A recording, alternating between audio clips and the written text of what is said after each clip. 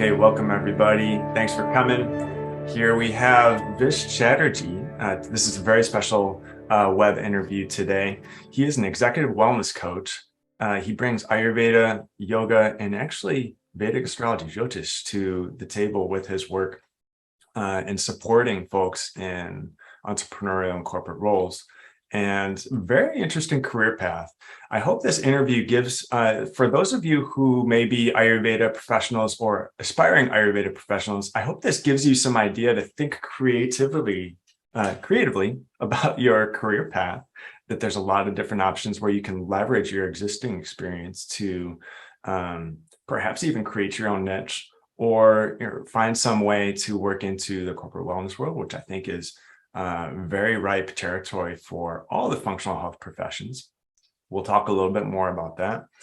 Vish Chatterji has got a wonderful book. It's called The Business Casual Yogi. Loving this. So you can check that out if you're interested.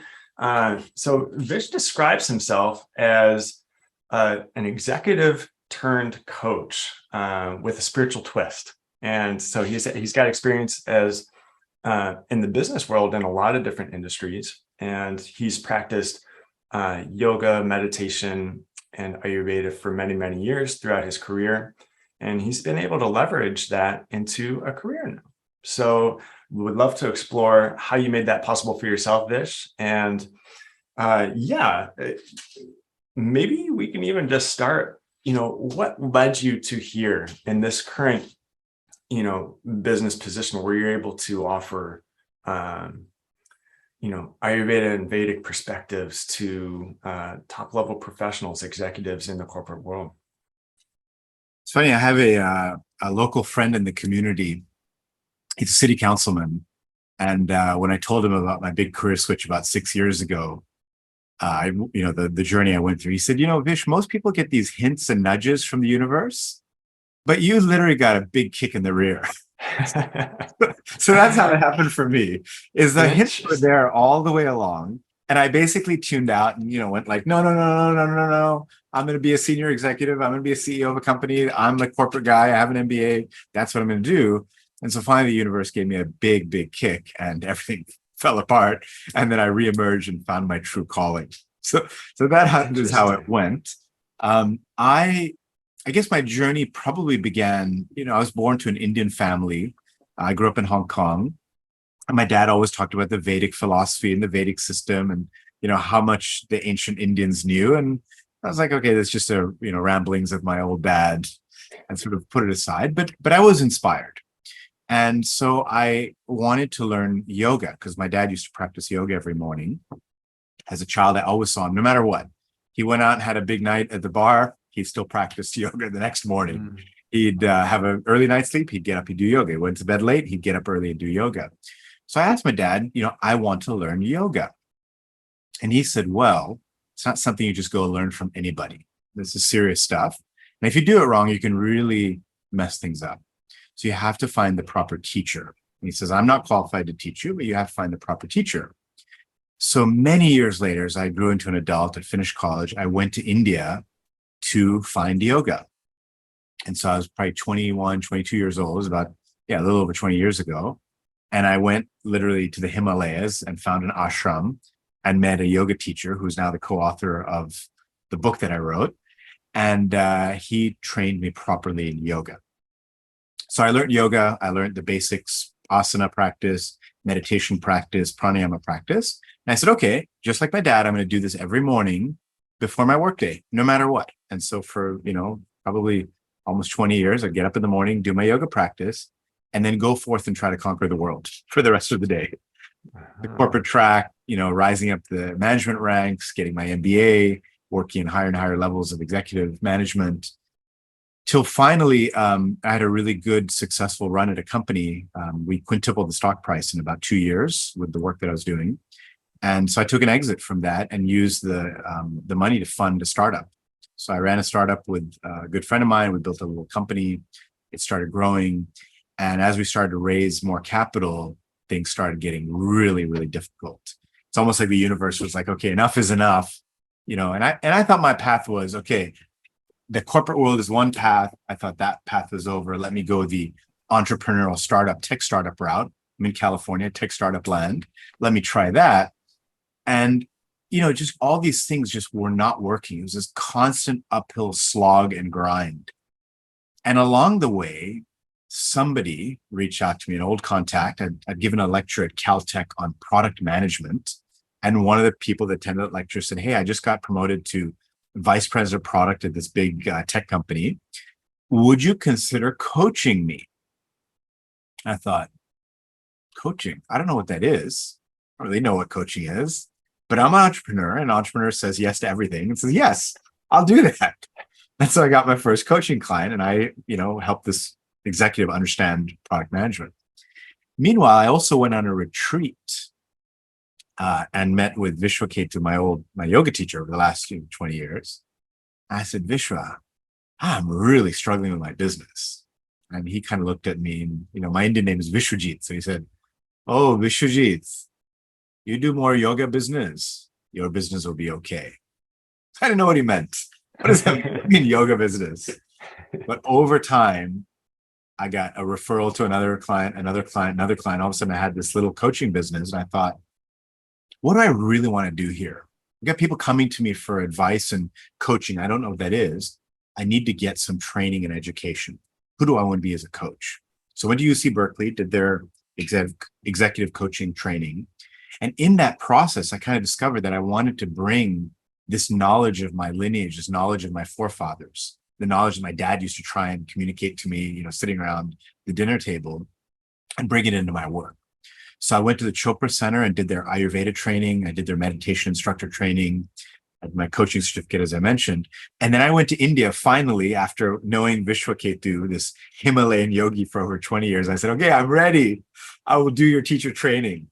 And so he said, "Of course." So I did my, intro 200-hour yoga teacher training. And then I came back and brought all these skills together and sort of became this East meets West coach.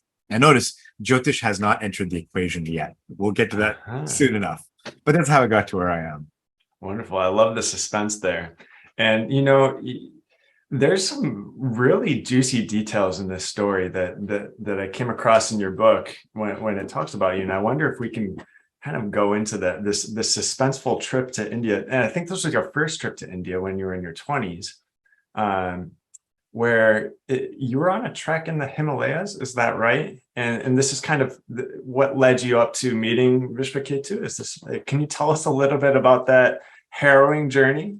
Yeah, there's some juicy parts of the story for sure. So it wasn't my first trip to India. I'd traveled to India a lot as a child. So we lived in Hong Kong, which was about 4 or 5 hour flight. We go Hong Kong to Bangkok, Bangkok to Calcutta, where our family home was. And so I was in India a lot as a child, at least 2 times a year. But I'd never traveled on my own. It was always in an air-conditioned Ambassador car. Those of you who've been to India in the old days, there was these Ambassador, old 1960s style cars. And it was always on an airplane. It was always with family and family homes, never out in the wild of India. And so when I finished college, I said, I want to travel India like the old school. Like, I want to go and travel on my own, no family, just rough it. So I did a trip just, as a young guy with a backpack on, traveling on the, roofs of buses, sleeping on railway station platforms, and really roughing it and feeling this country, this land in a completely different way.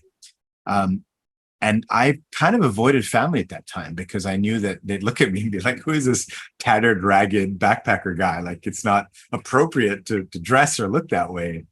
And so that was the trip that I was doing. And at one point, I'd been traveling sort of from the Burmese border in the east, in Assam, all the way to the west, close to the Pakistani border. And then I was going up towards Tibet in the northeast. And I thought, I want to find myself. I have this spiritual sort of yearning. I really want to find myself. And the way to do this, and at that age, 21, 22, you have these crazy ideas. I was inspired by the movie 7 Years in Tibet. And I was like, I want to trek in the Himalayas and I want to do it alone. So I went up to this mountain area where I found that there was a trek to a place called Rupkund. And it's a glacial lake that is frozen over. And you can actually walk up in those days. I mean, global warming's changed everything, but in those days, you could walk up on the ice and you could look down and see skeletons in the ice of other trekkers that had fallen there. So I Whoa. thought this is really interesting. I'm going to do this. I'm going to do this on my own. And it's also a very spiritual trek, that particular route. So it's like a 4 or 5 day journey. And so I decided to go on my own, no guide, filled my backpack up with food, water, rice, all those things, and went on this trek solo. And this was probably in the month of April or May. And in those, that time there was a lot of snow. So I got up, at high altitude above the tree line, and pretty much on the last leg of the trek, getting to the pond, getting to that lake, there was too much snow. I started slipping and sliding, and I thought, this is kind of dangerous. I'm going to turn around. It's not safe. I had that much sense. But then when I got back to the same spot that I camped the night before, I thought, man, I'm so depressed. Like I, did all this thing. I wanted to find myself. And here I am, like unable to complete the journey. I was just sort of forlorn in a way. And, when you're alone in the Himalayas without having seen a human being for a few days and on your own, disappointed you're not making it, you get really down, like really depressed. And I started to miss my mother, of all things. We yearn for the mother. So I was like, I want to get back to my mom. And I'm kind of done with this trip. I've been on the road 3 months. I want to get home. Wait a minute.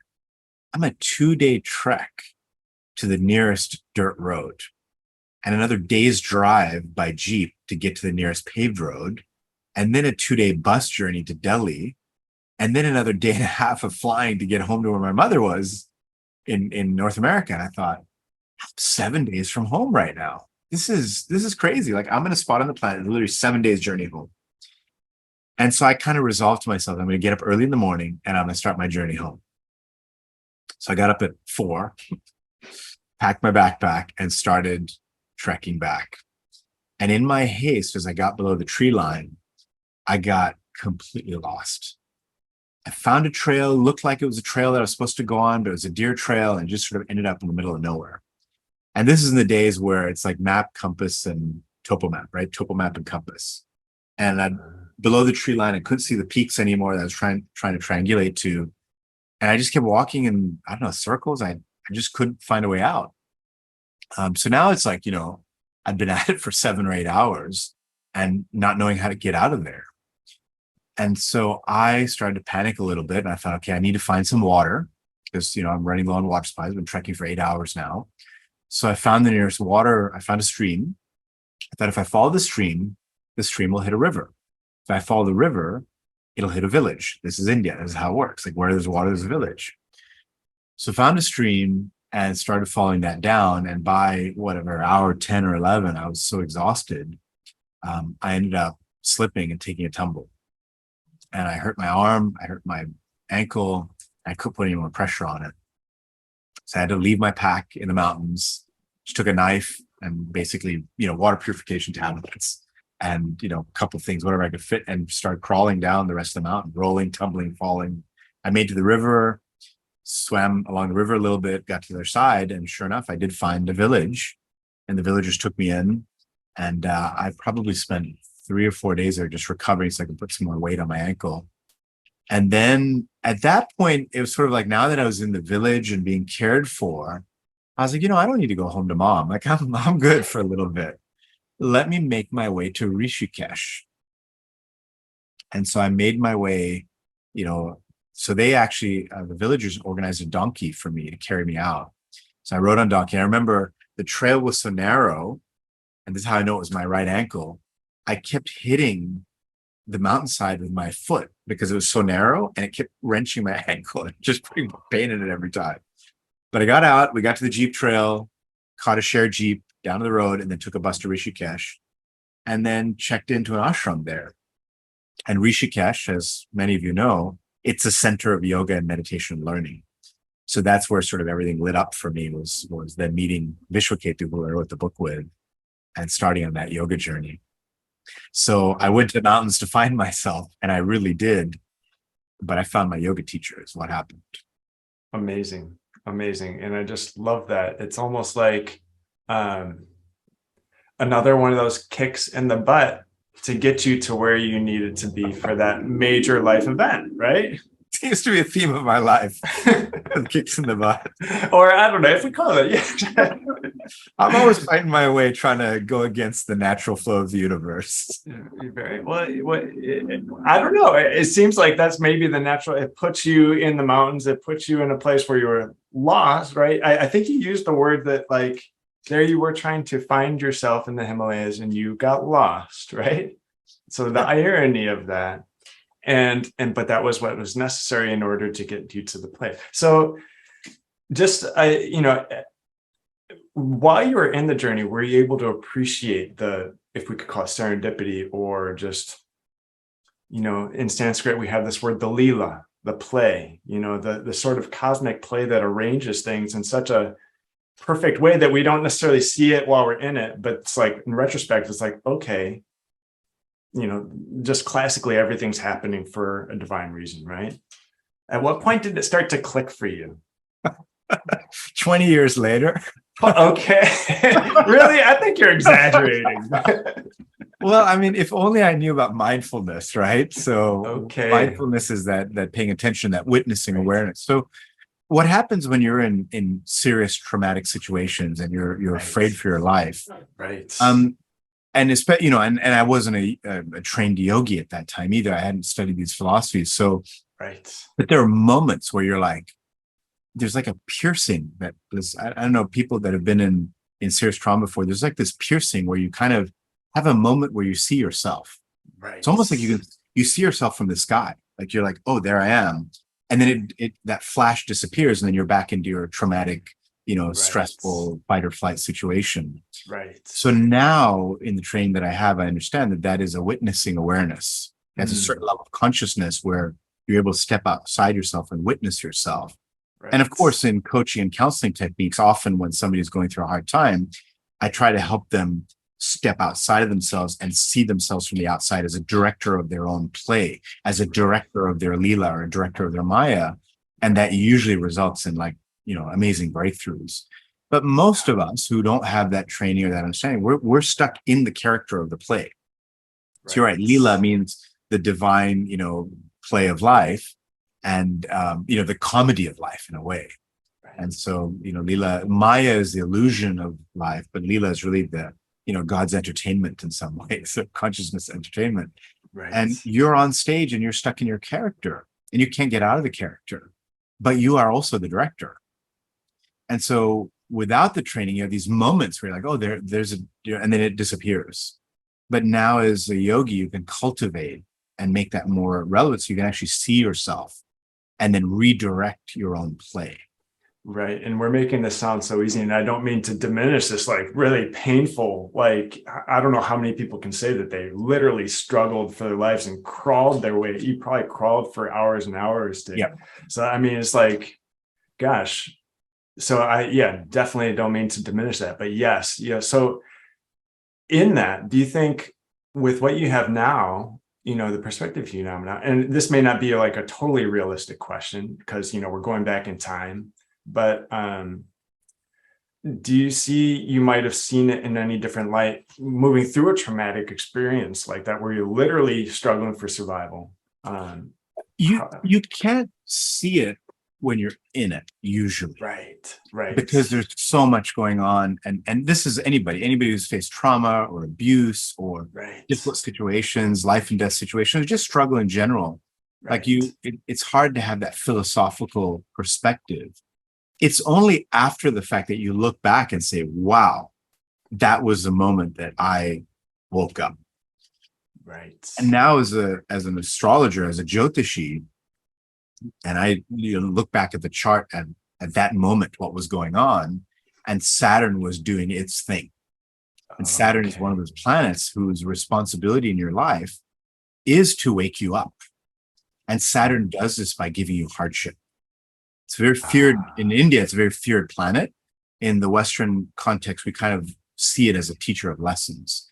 And so what Saturn does, it gives you pain, it gives you struggle, it gives you restriction, it gives you,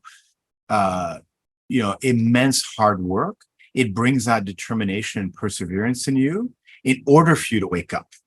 And Mm. sometimes in the Jyotish community, in the astrology community, we say that Saturn keeps pushing you into a corner. And once you're in the corner and there's no way to turn, what do? You look up. And that's when you wake up. So that's the moment. And everybody has these moments in life where you're pushed into a corner and you're forced to wake up and look up. And then you realize that there's more going on than meets the eye immediately. Right. Beautiful. And that was my moment, right? Wow. Beautiful. And I love how we're kind of segueing very naturally into this topic of Jyotish or Vedic astrology, which allows us to see sort of at a higher level, we could say, from the yogic perspective, looking at our life from a causal level, where we can kind of see the seeds that create the experiences that we're now going through, sort of from a macro view. I'm curious, and I know you may not feature this service in how you position yourselves in your marketing with executive wellness coaching, but it seems that you're using that to some extent with folks who are maybe asking for it or receptive to it. How does that inform how you guide folks who you help in the corporate setting? Well, for a long time, I mean, the corporate world is conservative and traditional, and as we are as a country, and many of these sciences of ancient India were repressed for hundreds of years under British rule. So they were already kind of secretive. They already kind of had a bad reputation. And then now, and I remember even as a child, like if I talked to my mother and father, they would have said, Ayurveda, Vedic astrology, Jyotish, these are all backwoods, like village people things. They're not legitimate. Like if you're sick, you should go to a Western doctor. This Indian family would say that because, Ayurveda is for the backwoods people, like who can't afford a real doctor. That's the way it was looked at. And same with astrology is like this weird, hocus pocus thing. So I had that in my mindset.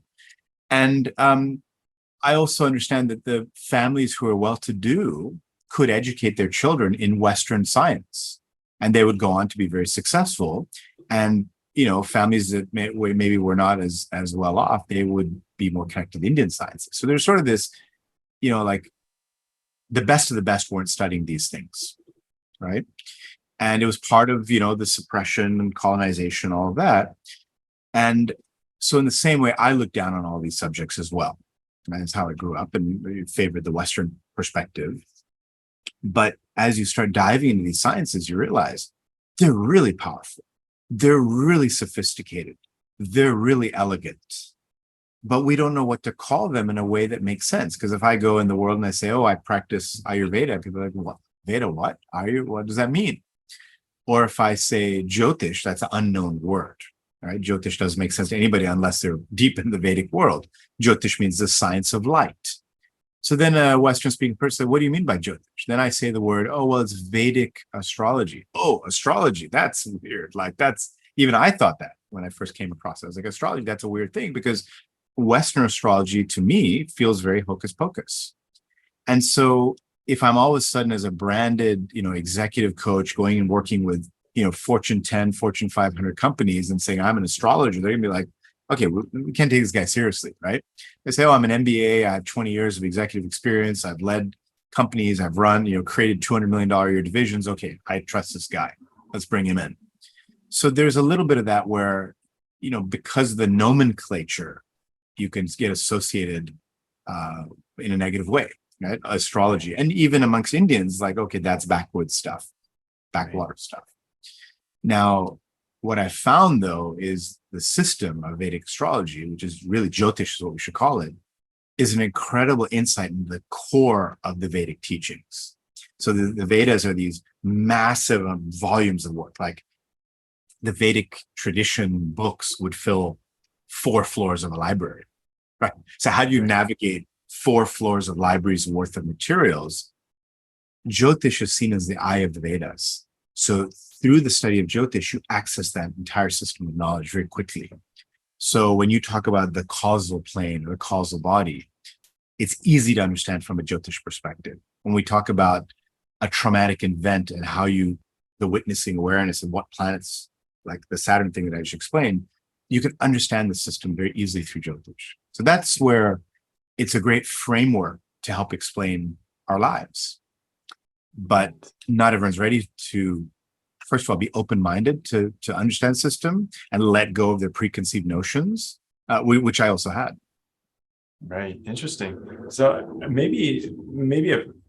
I love how we're exploring this. And what was the turning point for you where, you had known about Jyotish probably through your father for some period of time. At what point did you start really seriously studying it? And what was the turning point for you to realize that you wanted to also offer this potentially in a professional setting? Great, Bill. You're tracking the conversation so well. I'm amazed with your tracking skill and asking the right question at the right time. It's quite divine. You must have a good practice. Well, so, I'm here with you. That's great. So, my father never really talked about Jyotish. That was a subject that never came up at home. The only thing that was the clue was in his office room. So he had an office room in the house, in the apartment that we lived in Hong Kong. And I remember he had this big desk, and he'd sit behind the desk. And on the right-hand side, there was a drawer full of papers. And, as a kid, I'd sneak in, and one day I opened the drawer, and I saw in there an envelope that said Vish's horoscope. Ooh, what is this? And so mom, dad are around. I opened it up and I pulled out this scroll written in Bengali script, which I didn't understand, and all these diagrams and things. I was like, oh, that looks interesting. I wonder what that is. And I quickly folded it up, put it away, and that was it. Never looked at it again. And I never asked my parents about it. We never talked about it. It was just something that they did when I was born. My parents have since passed away. In the last 5 years, they both passed. And so now all the documents are in my possession. So I'm like, oh, now I'm in my mid-40s. I can open this and figure out what it is. So I opened up the scroll and I took it to India and I had it translated. And sure enough, all this stuff that this astrologer, wrote mostly came true in my life. Pretty remarkable. But it was never talked about, right? Because again, astrology, bad connotation. So they did something, but they never talked about it. But my dad did talk a lot about the Vedic philosophy, Vedanta, and the stories of the Ramayana, the stories of the Mahabharata, the stories of mythology, where there were devout Hindus. So we prayed every day, and we went to temple on weekends. And my dad, of course, studied, and practiced yoga. So I never had astrology in my mind except for that one looking at the envelope experience. That was it. Studied yoga, I'm 20 years or so into my yoga studies. And then when I went into my coaching, as I talked about, I designed my own training programs. I went to Berkeley, got my coaching certificate, went to Chopra, did the Ayurveda training. And then I started incorporating Ayurveda into my coaching practice, where I would, when an executive would start coaching with me, or a small business owner, or just even somebody with just life challenges, I would have them fill out an Ayurvedic assessment. Dosha quiz, right? Are you Vata, airy? Are you Pitta, fiery? Are you Kapha, earthy? And based on that, I can help understand how you react to stress, how you manage your team, how you manage your business, what is the right potential diet and lifestyle and schedule for you to make sure you're successful in your business. Like, think about business as like a sport. Like an athlete shows up in the field, their performance is determined by what is their lifestyle, what is their diet. So just like a business owner shows up at work, that's all determined by how their daily routine is. But in the corporate world, if you give a dosha quiz, somehow everybody comes out as Pitta. So I thought, is it that only Pittas work in the corporate world? Or are people sort of skewing the results on their own personal biases towards Pitta? Because type A personalities are rewarded in our culture. If you're a type A personality, you get promoted, you get more money, your family livelihood depends on it. So you naturally start to self-select towards Pitta. And so when you take a quiz, it shows up Pitta, but I'm looking at the person and I'm not seeing Pitta, right? And so when you have enough experience in Ayurveda, you look at somebody, you can tell, are they airy? Are they fiery? Are they earthy? You can sort of see. And so what I was seeing was not matching what the quiz results were. At the time, I was studying under Dr. Suhas, who's, an eminent Ayurvedic doctor. He was one of the chief medical advisors to Deepak Chopra and the Chopra Center where I was studying. And at the time, I didn't know that he was also a medical astrologer. But that wasn't, again, not upfront, right? So I went to Dr. Suhas and I said, look, I'm having this problem in my practice where I've learned all these Ayurveda teachings from you and the quizzes aren't lining up with reality. And he said, well, Vish, look at the birth chart. I'm like, what? What do you mean by birth chart? He's the horoscope. I'm like, horoscope? What do you mean horoscope? He's like, yeah, you look at the birth chart and figure out the time of birth, and you can pull up their birth chart, and using Vedic astrology, you can figure out their dosha, get a ground truth. I was like, astrology, that's that hocus pocus stuff. I don't believe in that. He's like, no, there's a system here. Let me teach you. And so I started learning Vedic astrology, and I started testing it. I'd have a client, they'd fill out the form, Pitta. I'd look at them, I'm seeing Vata. I look at their birth chart, Vata's all over the place. Okay, I'm getting a ground truth from their birth chart. So I started incorporating that into my practice. I'd ask somebody their birth time, I wouldn't tell them the reason, and then I would know their constitution. They'd fill out the quiz and give it to me. I'd look at the quiz, I'd be like, okay, let me put it aside. And I'd start asking them questions about how they react to things. And they're like, how do you know this about me? How do you know this? I'm like, well, I don't know. I did a little background check, background digging. But then I thought, if I can figure out somebody's health, mind, body, constitution through the Vedic chart, what else can I do with this? And then the whole world opened up. I could tell about everything about them, their mental state, how they're reacting to stress, different timings of different things happening in their lives. I could start pinpointing different events in their life based on their birth chart. And I remember a few times I'd say to somebody, well, I noticed this energy around, 1983. What happened for you then? And the person would break down in tears and go, how do you know that? I've been in therapy for 4 years and I never shared that with my therapist. Did you talk to my family? Like, what's going on here? This is spooky. I said, I don't know. I just see these energies, and this is the date where that energy sort of lined up. And so there's a high probability that this particular trauma might have happened in your life at this time. And they're like, oh my God.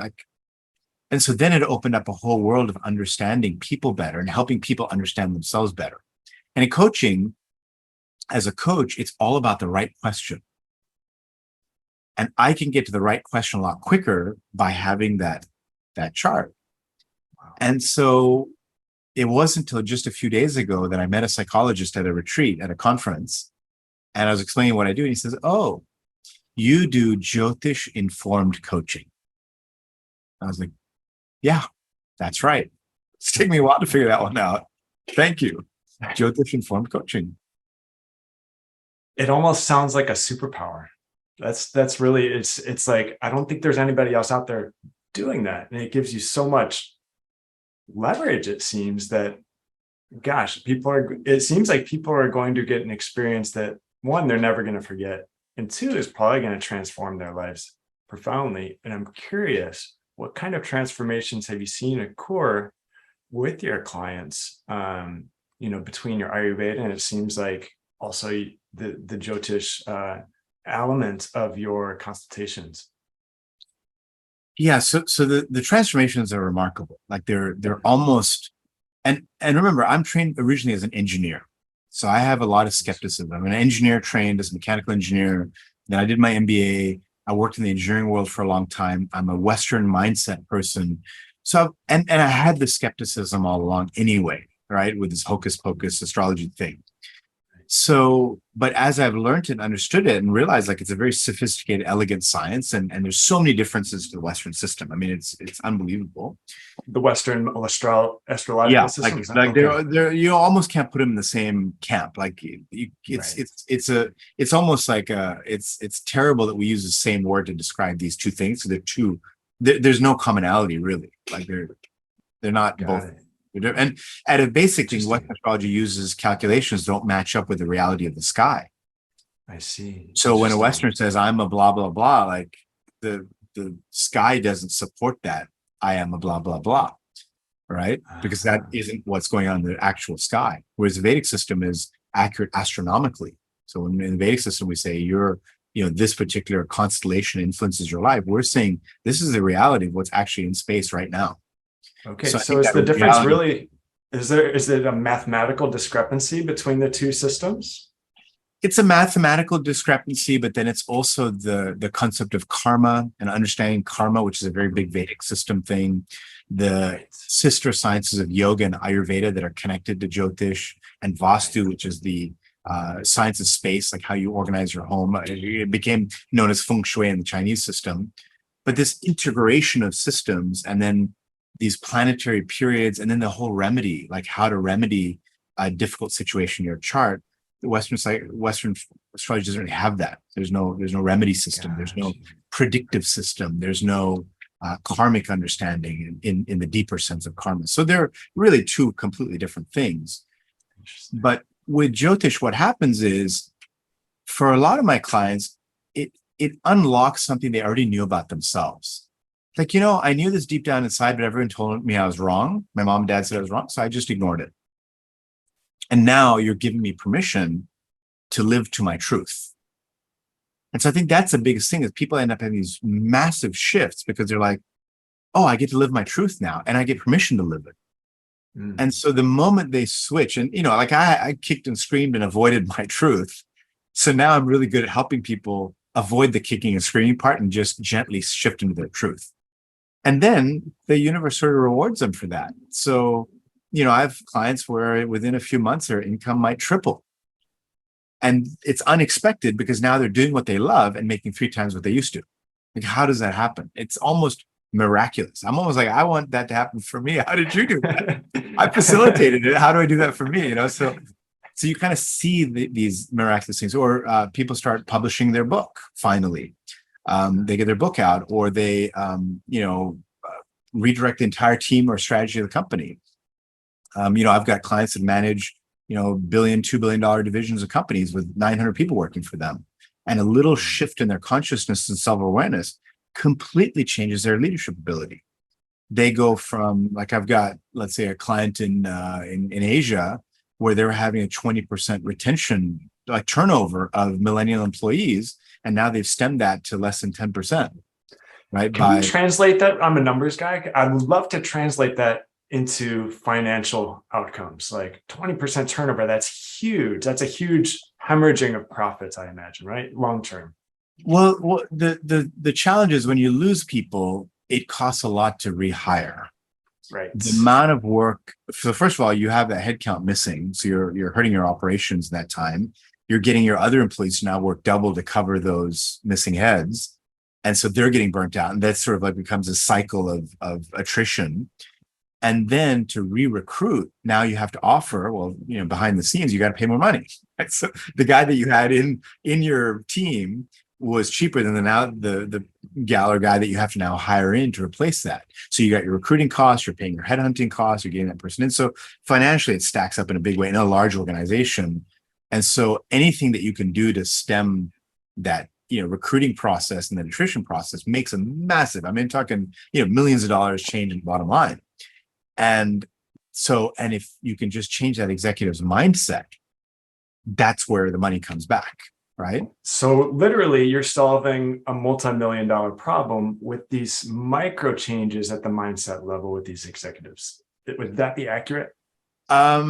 Yes, you can say multi-million-dollar problems are being solved through a shift in mindset, but they're not micro changes. They're like fundamental changes because they're outside of seeing the world a different way. Like just teaching an executive from their chart that, you have a problem with listening to people. Now, if I was just a coach and I said, look, you don't listen well, they're gonna be like, sure, I've heard that over and over. Let's keep moving. Right. But when I'm looking at the chart and I'm looking at their truth and I'm saying, okay, this is what happened to you when you were a kid. This is what happened to you in the teenage years. Here's your path. Here's when you had your first big promotion. I know all that. They're like, how does he know all this? So now I've established, and it's not to show off, but I've established credibility in their world. And so now when I say, I also see that you have a problem with planets related to listening, and you have challenges in listening, they take it very seriously. And then I ask, what are you going to do about it?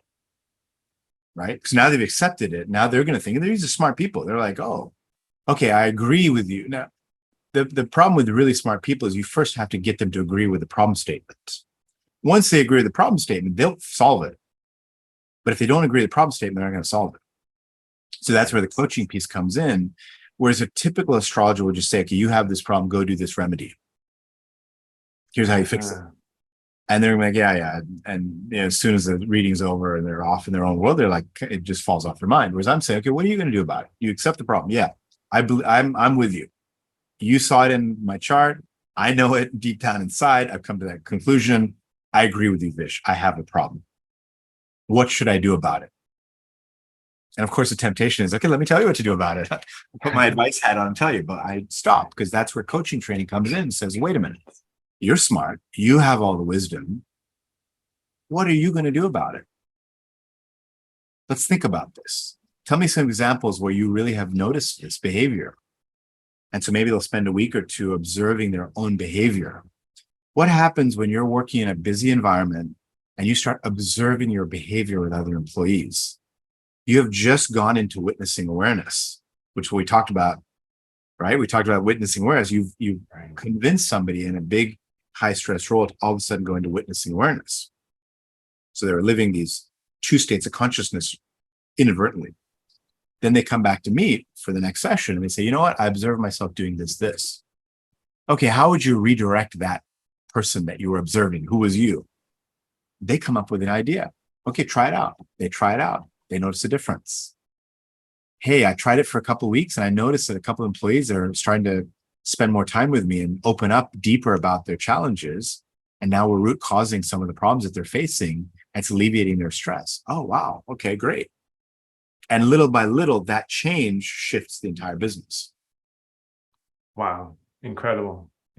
So would it be fair for you to say like, hey, I helped so-and-so company or such and such executive and so-and-so company improve their bottom line by whatever it was, a few $1 million per year through this service? Are you able to actually Yeah, I mean, there's state different those ways to impacts? measure, right? Like I've got some small business owners that have smaller businesses, like a few employees or solopreneurs. And, they're, finding ways to, I had this one client that ran a chemicals company, small chemicals company, like cleaning products. And, the guy was working 70 hours a week and, making whatever revenue, decent revenue. And I got him to working 25 hours a week and tripling his revenue. Like, how does that happen? Like that is not like something that you can explain with typical MBA tools. Like you have to bring in a lot of self-awareness, a lot of introspection. And from the introspection, we were able to find that it turns out he's spending most of his time on customers that don't bring that much revenue. So this is where you start with the self-awareness piece. You start with the need to please and make everybody happy. And then you look at the spreadsheet and the numbers, and we ended up creating a list of all the clients and how many hours are spent with each client, and how much revenue each of those clients bring in. Mm-hmm. We found that we can cut out like 80% of the time. You did the classic 80-20. Exactly. It's like a Tim Ferriss approach, literally Tim Ferriss, the 4-hour work week combined with, different tools for different people, but it all starts with you as a leader is, why are you taking all those calls? Why are you keeping all those customers happy that don't really bring in a lot of revenue? Well, it comes down to something in childhood where you're trying to please your dad, and it shows up in the business world with real numbers. But, it's like you could go to therapy for that, or we can just take care of it really quickly with the chart. And like, okay, there's this, dad-related energy that you're struggling with, and it's actually showing up in your business. Yeah, and it comes back to something that I've seen for a long time, that a lot of the business problems that emerge in our business actually stem from personal problems. And it sounds like your work is a testament to that. Is that right? And yes, and they're not psychological challenges. Like that's the other thing is like, coaching typically in my coaching training, you don't get into mommy daddy issues. We call it, oh, okay, let's not get into mommy daddy stuff, right? Like I don't want to sit here and like, you had this painful childhood. This is this. I'm not a therapist. I'm not trained in that. Go seek some therapy for that. But when you think of it from a karmic perspective, we were talking about karma. From a karmic perspective, your mom and dad are just deliverers of your own karma. They were just agents of karma for you.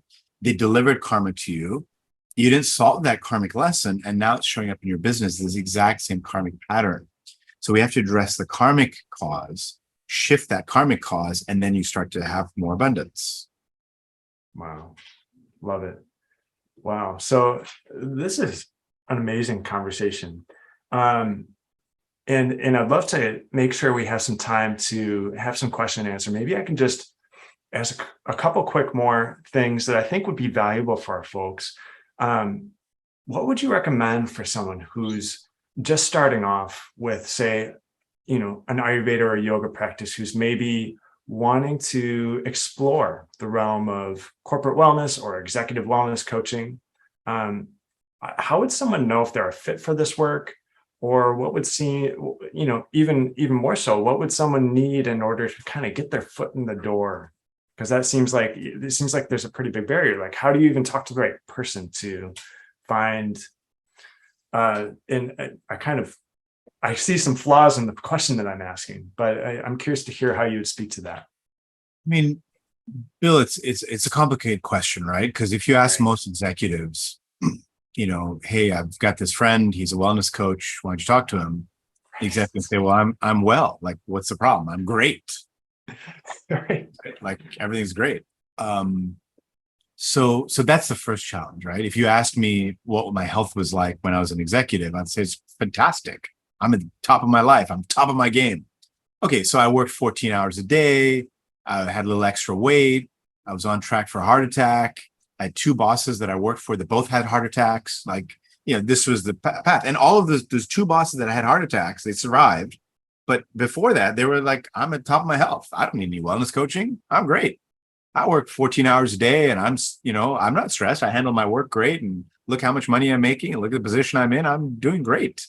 Now you ask the wife, you ask the husband, you have the kids, they're like, oh man, this guy, you ask my wife and my kids, like, we never saw him, it's not balanced. So I think when you position yourself as a wellness coach, the only people that are going to be interested is HR, because HR is sitting there going, these executives are way imbalanced. We need to teach them something. And so we're going to bring in this wellness coach, and the executives are going to be like, I got to do this stupid wellness training. And the HR person's like, I checked the box. I got done what was part of my own goals to get my bonus, right? So this is a whole mess, right? So that's why I actually don't usually position myself as an executive wellness coach, because, if I position myself more as like an executive or a leadership coach, people say, okay, well, I want to be a better leader. I want to be a better leader. I want to lead my team better. The HRs will say, you know what, we want a leadership, somebody who's going to help them be a better executive. Everybody agrees with that. And because I have the business experience, I can come in and they'll say, okay, he's got the business chops. He's run business before. Let's have a conversation about the business. So now we're looking at spreadsheets. We're looking at, profit margins. We're looking at, revenue run rates, all those things. And then we're starting to say, okay, what's going on with the margin here? Oh, that guy, that woman, she's just not performing. She's, that guy is like not doing the work. Okay, let's talk about that. And you start to notice the interpersonal dynamics. And now you're talking about team dynamics and team psychology and how to be more inclusive, or, why is that person not feeling heard? And then you may get into the karmic understanding once you built that trust and credibility. Right. So now where the opportunity is Ayurveda. Interesting enough, Ayurveda as a whole, to me, in my perspective, rests on assessments. And people love assessments in the corporate world. They're like, let me do my DISC profile. Let me do my Myers-Briggs type indicator. Let me do this. Let me do that. They want to be categorized and assessed and then learn from that. So, the assessment is where the opportunity is. We do this mind, body, constitution assessment. Okay, let's do that. And then from that, you just start talking about how that Ayurvedic assessment shows up in the way you interact with your teams, right? A major disaster happens at work, and the Vata person is scared and thinks it was their fault. The Pitta person's banging their fist on the table saying, you guys did it. This is all your fault. You screwed it up. And the Kapha person is saying, I don't think there's a problem here. I think everything's fine. I think you guys are blown this out of proportion. And when you have that assessment, you tell somebody that's how you react to stress. They're like, oh yeah. And that's where you get in. Then you start to notice the imbalances that are showing up. And you can say, here's some stuff that are going on with your emotions. They're like, yeah, I have that emotion all the time. So you're just starting with your work style and then getting into your emotions. And as an Ayurvedic professional, it's going to show up as disease one day. Right. These two boss men that had heart attacks, that's a pitta, excess pitta. And you could very easily know early on that they're acting in a pitta way in their team interactions. They're having pitta type excessive emotions and pitta emotions, anger, judgment, criticism, you know where it's going to go with the disease process. But they're not ready for medical help yet. But they'll listen to lifestyle. You know what? Try some swimming. You're like, oh yeah, I love swimming. Great. Can you start swimming 3 times a week? Great. Right? Do some cycling. Oh yeah, I love biking. Okay, but no competitive biking, not the Peloton fighting against everybody. Like, they're like, okay, I'll try that. And now you start calming the pitta down, and they notice the change, and then you start having credibility. And so I think there's a maybe a repositioning where Ayurveda seems a little too medical for the corporate world, but there's a lifestyle or a executive lifestyle piece that's missing. That is the entry point, I think. That's my opinion from my experience. Wow, I think you nailed it there. That's brilliant. And we have some questions coming in. I want to get to those, but one last question for you before we open it up for Q&A. And this is something that I talk about with my folks as well. This kind of intersection between our financial well-being, or in the yogic tradition, it's referred to as artha, right? One of the 4 aims of life. The intersection between that and our soul work that we're doing here in this world, or our true calling, with what the yogic tradition refers to as dharma. So, for someone who's maybe working, a job that they don't necessarily feel inspired by, they don't feel that it's totally aligned, you could say aligned with their dharma, right? What do you generally recommend for folks, or for other folks who are like maybe working within their calling, doing their dharma as maybe an Ayurveda professional or a functional health professional, and they're not sufficiently supporting themselves, and so like the financial well-being is suffering or deficient, the artha? How do you strike that balance in the intersection between these two? How do you recommend folks do that? Yeah, it's a life-changing conversation. I mean, I've had many a time when I've taught the 4 aims of Vedic life to a client, and it's literally changed. And like years later, they'll be like, you know what? I remember the moment my life changed was when I learned this, right? So I remember on the whiteboard, you put up Dharma, Artha, Karma, Moksha, and that like changed my life. And it's interesting because in all these years of yoga study, Ayurveda study, Vedanta study, I actually never came across the Purusharthas somehow. I came across it in Vedic astrology because, again, Vedic astrology encompasses the philosophy. And so when you look at somebody's birth chart, you're seeing what houses are related to these 4 aims of Vedic life, and more planets in one or the other houses start to show the tendency of that person to favor one or the other. So these Purusharthas, the 4 aims of Vedic life. There's Dharma, Artha, Kama, and Moksha. And you want to live life, especially as a householder. Like, we have to remember that a lot of people are like, oh, I'm a yogi, I'm just going to leave society behind. Yeah, but maybe that wasn't your karma. Like, some people, their karma, they're at a point where they need to go live in a cave and meditate all day. But you can't pretend to do that if you're not ready for that. So for the rest of us that aren't ready to run away to the caves, we have responsibilities. And the responsibility is to honor these 4 aims of life in a balanced way. So artha means your earning of income to provide a home and shelter for yourself, to provide for your family, to provide for your livelihood, like to provide, nice things in life. That is artha, and it's part of the aim of life. Then there's your dharma, which is following your inner calling and your duty and responsibilities to your family, to your health, and of course to your to your honoring your inner deeper calling. That's the dharma part. And I wrote about this extensively in the book because, and that was where I brought Jyotish in, was in that chapter of Dharma, Artha, Kama. And Kama is having fun, like going and having pleasure, having relationships, romantic interactions, going out to a nice dinner, having fun at the beach or at the park or whatever, like having laughter and fun in life. It's important. And then moksha is your spiritual practices and your liberation. And so what happens is people just pick one and they just go deep. In this Western world, we're like tunnel vision. It's like, I'm just going to be hedonist and drink and party and do that and nothing else and just float around the world. That's people who are just too much karma. There's other people who just work and work and work and earn, and they're making so much money, but they never have any fun and they don't have any spiritual practice. That's over indexing on artha. Or people who are just spiritual, like I'm just going to meditate and be spiritual, but then I don't have enough money to pay rent next month. Like that's a problem. And so you want to balance all these things. You want to do them in balance, in a balanced way. So, a few of us are lucky enough where our deeper soul calling is aligned with our way of earning income. Great. Good. That's great for you. Not everyone's so lucky. Majority of people, You're going to work a job. It's not great, but it provides income. Don't overdo it. Work your job, end the day at a certain time, and then go have fun.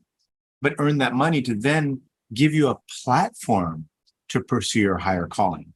And maybe you do your higher calling through some volunteer work, right? Sometimes you may switch your life and your higher calling earns you the money. But a lot of times you have a job that pays the bills, but then you follow your higher calling with the money that comes from that job. Right. And I find like in the clients where I've helped them, double, triple, quadruple their income, usually it's when they let go of the fact that they're going to try to earn money from their calling. They have a skill, they do that skill, they offer it as a service in a restricted, limited way that doesn't take up all their time. They offer that skill in exchange for money, not totally satisfied with it, but they do that. And then they've carved out time in their life to then follow their inner calling. And that money from that job supports that. And sometimes that inner calling leads to another big breakthrough in, multi-million-dollar breakthrough. You get your movie made or you get your book published or whatever, then that can happen. But not for everybody. Everyone's on a different karmic path. So, and in American society, we're not comfortable to just follow what is right for our own unique karma. Always trying to copy somebody else's karma. Live your own karma. Don't live somebody else's karma. Right. Beautiful. Beautiful. Vish, thank you so much. I would love to, this is amazing. I would love to open it up to questions now. And let's see if we can get some folks here. We got one of the questions from Andy. I would love to learn if Vish can get me a coaching assessment for a young medical school student that wants to start his own business. I want to discuss this in a moment. So it sounds like Andy is looking for a way to, maybe he wants a personal coaching assessment. Let's see if we can always schedule an appointment and go through and look detailed into somebody's chart and help advise like the best way to counsel and manage them. And as long as you get permission from that client. So you have a client, you want to help them, and you say, look, I'm going to share your personal information with somebody who's going to do some background work to kind of guide our approach. And so I can do that as sort of a behind the scenes thing. And then you can, understand your client better, as long as they're comfortable with that and you get their permission. Right on. Awesome. And Andy also asks here, he says he's personally a Buddhist and he's found it difficult finding a teacher. He would love recommendations. What do you recommend for finding a spiritual guide? Well, at the end of the day, and this is my philosophy, again, may not be consistent with everybody, but I believe that the ultimate teacher, the ultimate guru is inside you. The Upaguru, so to speak, is inside you. And so any teacher, any spiritual teacher, the first test is, are they willing to be a servant to your inner teacher? Are they willing to be a facilitator of your inner wisdom? The moment they usurp that and they say, well, I'm up here, I'm a guru and you're my disciple, and I'm going to tell you what you're like, and they take on this role where you're their servant, then it sort of breaks down. So I think that's the first test. Somebody who's willing to serve you and your inner teacher and help you come to your own guidance. So to find a spiritual teacher, you have to do your own inner work. It's not like you go out like looking around. You get quiet, you do your daily practice, whatever that is. It doesn't matter. Buddhist tradition, you meditate, right? Most traditions, you get quiet in the morning, you close every morning, you wake up, you do your sadhana, right? You do your inner work, you do your inner practice. As you do that, you start to realign the causal plane, and whatever you need will show up for you. The right teacher, the right guidance, they'll just show up. You sort of engineer the universe towards your needs that way. So I believe the best thing to do is get quiet and go inside, and then things will magically happen for you. But when you go on the outside world looking, it doesn't work out. That's been my experience. Totally. In mine too. It's like when you're ready, the teacher will appear kind of thing, right? That's what they say, right? Yeah. That's what they say. Exactly. So let's see. So Karen here has a question. Do you know of any studies that are tracking the application of Jyotish in terms of improving team performance outcomes? I don't know of any myself, but I know in India, there's been quite a movement to bring Jyotish into the university environment. So they're teaching 4-year, degree courses in Jyotish. And so I would imagine some of those professors starting to do research and understand. For me, it's just been, my own sort of anecdotal, does this really work? Does it really help? And so I'm always constantly seeing, okay, this, I noticed this in a chart. Is this true for you? And then people are like, yes. And then I'm surprised. I'm like, oh, wow, it really works each time. And now that I've been continually surprised for, years of doing this, I'm like, okay, there's something here. But it's, the word science usually requires you to experiment and prove in order to confirm your hypothesis. Jyotish, the Vedic sciences are a little different word of science because they're a science of consciousness. They're an understanding of consciousness. So it's a different type of science to the traditional Western interpretation of the word science, I believe. Yeah. Yes, it's like the laboratory is inside. We can't necessarily demonstrate it to somebody else because we have to use our own lab. Would you say that's maybe an accurate way to differentiate the two sciences? Yeah, you use yourself as the lab. I think that's the way to think about it is, even with people that I teach yoga to, I'll say, okay, I'm going to give you this practice, but you try it out. You tell me how it's going. Is it working? Is it not working? If not, let's shift something, Right. Or meditation. Okay, here I'm going to train you on a meditation technique. Use this technique for 3 weeks, come back and tell me if anything shifted. Oh, it didn't work? Okay, let's try something else. So that experimental nature is very important, that this is not a faith-based system. Right. And that's also important to remember to the question from the gentleman who is a Buddhist. The Vedic system is not a religion. It predates religion. Now, you can say that Hinduism maintained a lot of the teachings in the religion itself, but when you're going to the Vedic system, it's pre-Hinduism. Hinduism is a descendant of the Vedic tradition, but the Vedic tradition is secular.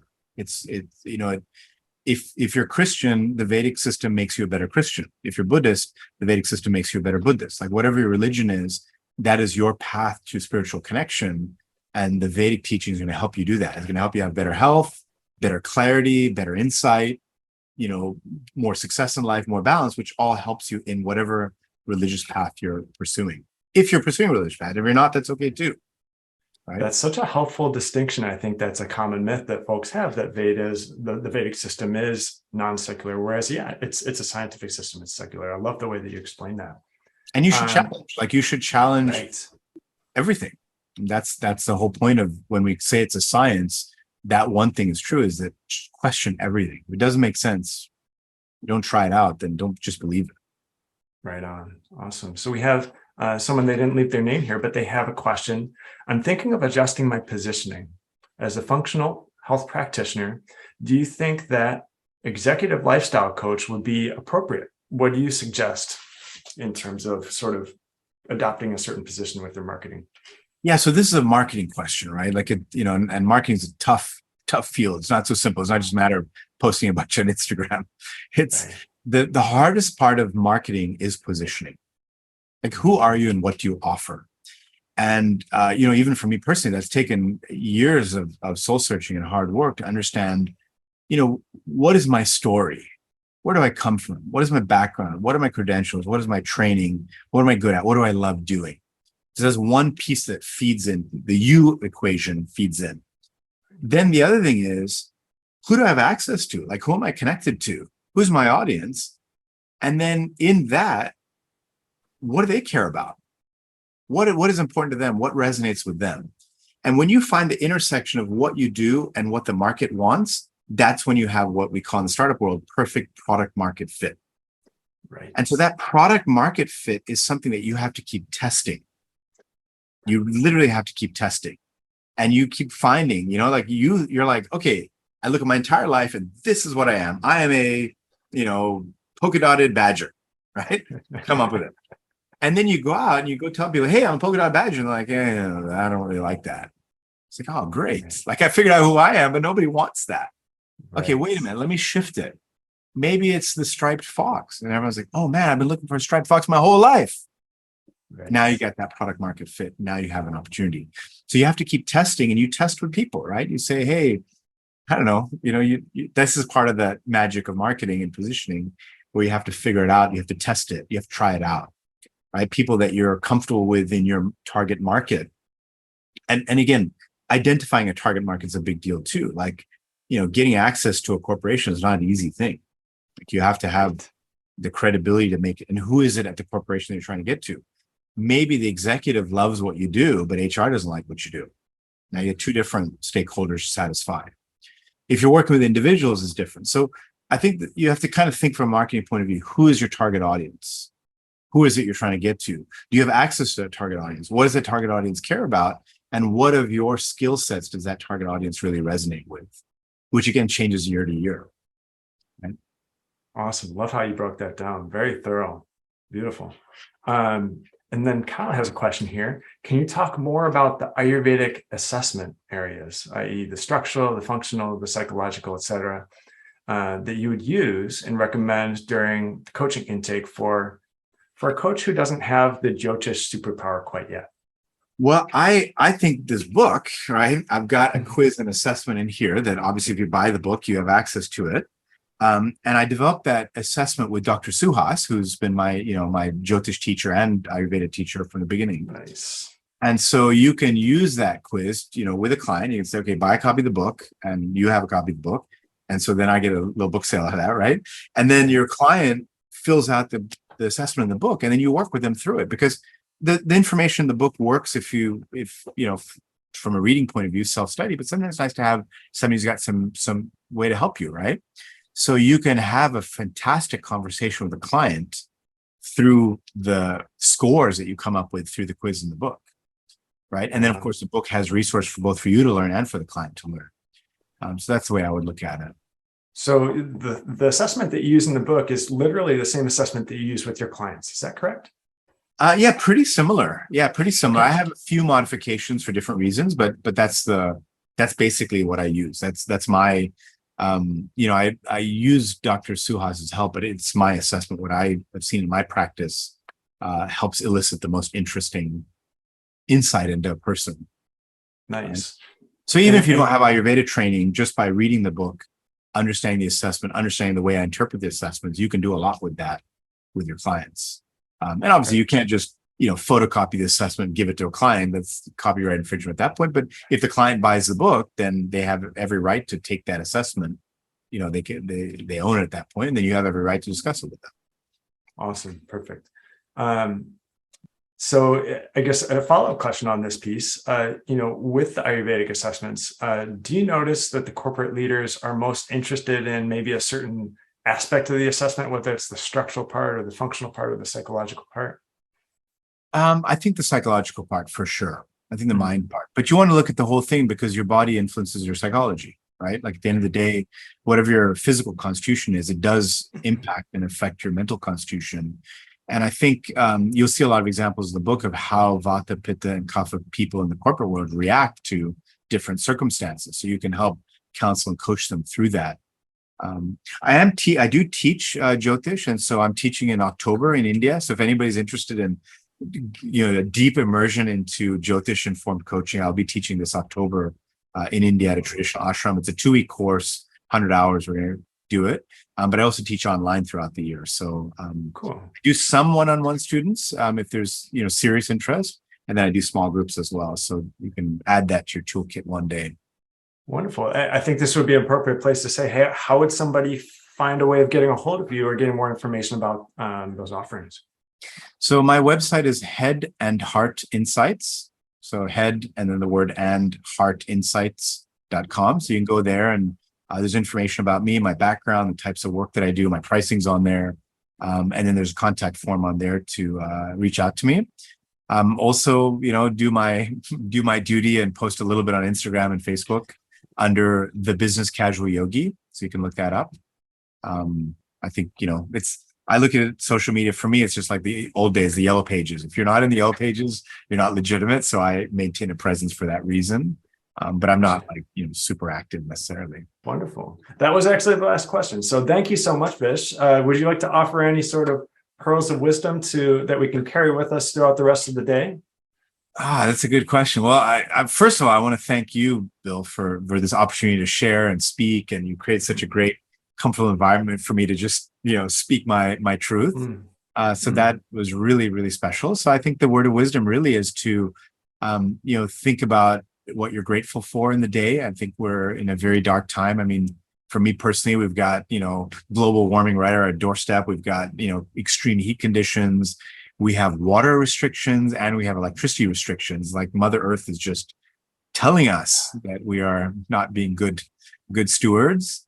And so it feels a bit of a dark time. And I think that it's important to just be grateful for what we do have, and rather than focus on all things that aren't working. Be grateful for what we have, and be judicious in the way we use natural resources. I think that's a very important thing. And then I'd say a second piece of wisdom is, speak your truth. Like Bill, you created the opportunity for me to speak my truth. I'm grateful for that. But even if you don't have somebody as wonderful as Bill talking to you, still speak your truth. They can take it or leave it.